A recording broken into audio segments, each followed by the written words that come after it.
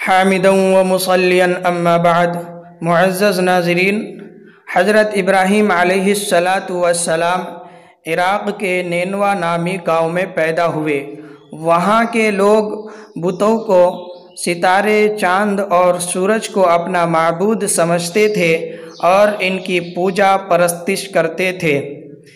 خود حضرت ابراہیم علیہ السلام کے والد آزر بت پرست ہی نہیں بلکہ بت تراشا کرتا تھا، بتوں کو بنا کر بیچا کرتا تھا۔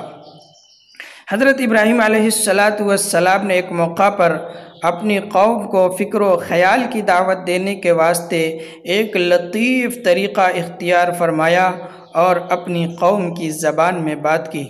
اس واقعہ کا ذکر سورہ انعام آیت نمبر 76، 77 اور 78 میں ہے۔ حضرت ابراہیم علیہ السلام نے جب ستارے کو دیکھا اور فرمایا ھذا ربی، یہ میرا رب ہے، اور جب یہ ستارے غروب ہو گئے فرمایا یہ رب نہیں ہو سکتے۔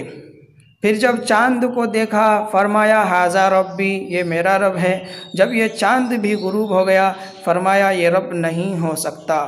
پھر جب حضرت ابراہیم علیہ السلام نے سورج کو دیکھا فرمایا یہ میرا رب ہے، یہ پروردگار ہے۔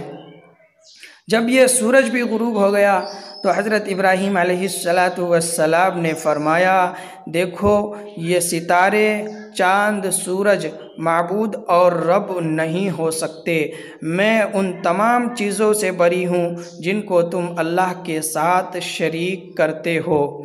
تو حضرت ابراہیم علیہ السلام نے جو یہ سورج کو، چاند کو اور ستارے کو اپنا رب کہا ہے، یہ اپنے عقیدے کے مطابق نہیں بلکہ اپنے قوم کے غلط عقیدے کی لغویت ظاہر کرنے کے واسطے حضرت ابراہیم علیہ السلام نے ایسا کہا ہے، ورنہ تو حضرت ابراہیم علیہ السلام شروع ہی سے توحید کا ایمان رکھتے تھے اور ایک ہی معبود ہے، ایک اللہ کے سوا کوئی عبادت کے لائق نہیں، پرستش کے لائق نہیں۔